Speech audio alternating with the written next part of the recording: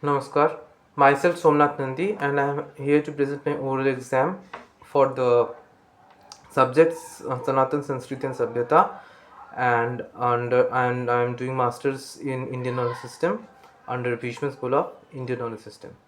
And my topic for the day is culture versus civilization, the higher versus the taller. Now, first of all, we need to understand that what is culture and how does it come into being. So, our world is made up of living and non-living things. Non-living things do not have a consciousness, whereas living things, they have a consciousness. Like when pricked, a baby cries or a cat also cries. So that is their consciousness. Yet, beyond the consciousness, animals do not have the intelligence to go beyond the consciousness or develop the consciousness. However, humans do have that intelligence to develop the consciousness, or the consciousness can be termed as Prakriti, and they can uplift it, they can refine it, which is leads to the formation of culture or Sanskriti. And if they go downwards, if they deteriorate, that is called Vikriti. So culture is basically a sign of progress on the field of uh, consciousness, on the field of uplifting one's thoughts, one's deeds, one's actions, which form a systematic way, and which are for not only personal welfare but also welfare for the society and others. Culture is that which goes hand in hand. It is not just I develop a culture for myself and I go forward with it. It is culture is a system by which you uplift the consciousness of not only me but also people around me. We walk hand in hand. Now, this culture can be considered as the seed of civilization. Now, what is civilization? Civilization is a uh, long, or it's a long term object, like which extends over many years, maybe hundreds of years. And culture is just a small part from where that civilization begins. Like we have seen many civilizations like the Harappan civilization, Mesopotamian civilization, Egyptian civilization. So all these, they have the separate forms of culture. Like we know the Harappan civilization, they had a wonderful water drainage system, they had planned cities. And again we see in the Egyptian civilization, they had built the pyramids, and they had quite advanced in describing the, or preparing a body after death. So these are a kind of points within the civilization which grew and grew and grew to give the civilization its current structure. Also we can see we have many temples in South India, like the Rameshwaram, Chidambaram, Srirangam, Madurai, Tirupati, etc., and these are ornamentally decorated with pillared halls, with statues, with gopurams, with inscriptions, with other flower motifs, etc. And there are various festivals like Rath Yatras, Deepotsavam, this, that, everything.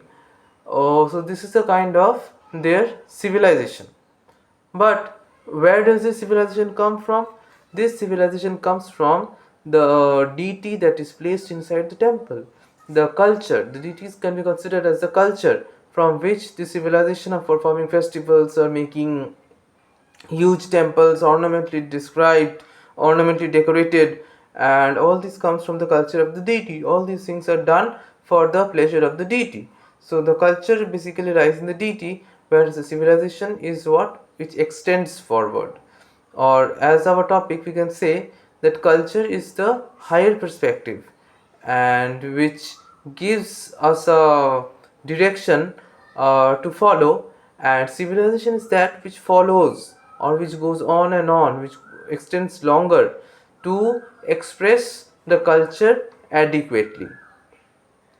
Next, how to express the culture. Now, the cultures can be expressed in two ways. Either it can be expressed in the qualitative way or in the formative way. Now, what is qualitative way?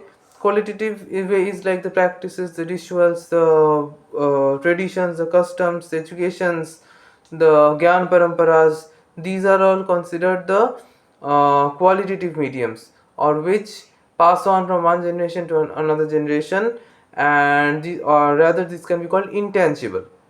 Whereas the formative form mediums include the tangible products like the temples, the books, the various paraphernalia for worship.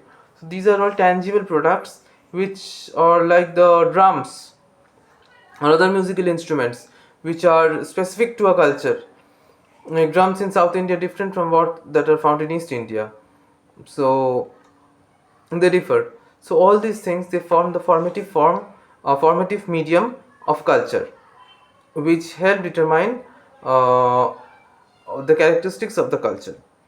Next, when this culture is expressively manifested, and it goes on and it flourishes and it thrives, then that takes the form of a civilization which extends over a span of many, maybe sometimes hundreds or thousands of years.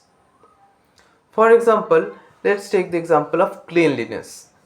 Like humans have always, as we see nowadays, that we have specific instruments for cleaning. Like we have a washing machine for cleaning our clothes, we have a um, vacuum cleaner for cleaning our carpets, we have something else to clean the car, you know, something jets, like jet sprays are used to clean the car, and we have brooms to clean the floor, we have dusters to clean the furniture, and we have other paraphernalia for cleaning utensils. So all these things have developed from the basic idea of cleanliness.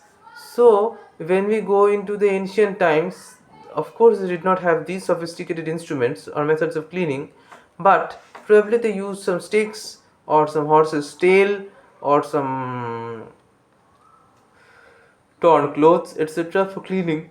But gradually they worked on the matter, and like they developed brooms from the coconut leaves. The veins of the coconut leaves, they are tied together to make a broom. So in this way, gradual discovery of brooms and other things went on, and going further refined and refined and refined. Today we have vacuum cleaners and dusters and many other sophisticated instruments for cleaning.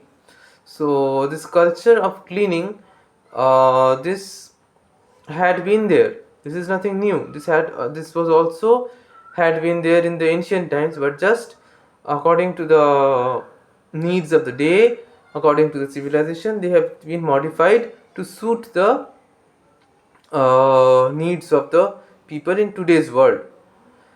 Like also through cleanliness, like when we come to, like we all have a bath every day, we all take a bath every day, but in the ancient times when men lived in caves, probably they couldn't take a bath every day.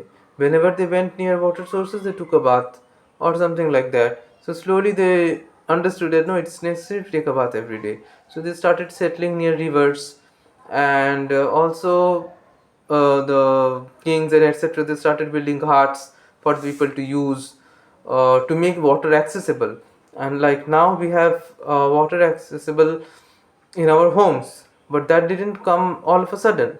Like people first of all started settling near rivers or water bodies, and then slowly they started digging wells or ponds near their dwelling places as a source of water. And after that, today they developed a plumbing system, and they have taps in their homes, in their kitchens, in their toilets within the house with next to the bedroom. So this is also a collective process that was expressed somehow differently thousands of years ago, and is expressed even differently nowadays, and we can expect it to modify even further in the coming days. Next, Another virtue like compassion or kindness, like we all see that sometimes people come begging to our houses or even on the streets. Whatever we have, if we can offer something, we always do it, because it is our culture, it is Sanatan culture to help someone in need. So this is the mindset of the people. Now this mindset, when it got compacted with others, when many people came into it, then they started building orphanages, or they started building funds, or they started distributing free meals, or like we see during festivals, many free meals, blankets, etc., distributed by the people. So this is all what that has been accumulated, or that has been added to our culture. But the culture that we have to help others, this is constant. Now as the civilization went forward, this culture also went forward, and it took various forms, and nowadays we see thousands of NGOs and other voluntary organizations that have taken this task of helping those who do not have anyone to help them. Also, this was again joined with altruism, like giving charity gives one merit to go to the heavenly planets. So this all was added just to facilitate the process and make it easier for us to help others. So we see that how culture is an is the seed, is the beginning point from where all these things begin. Where a civilization is what it takes, is that which takes the culture forward, which modifies, if required, the culture to suit the needs of the time, place, and circumstances, and the civilization takes it forward. Okay, thank you. Namaskar.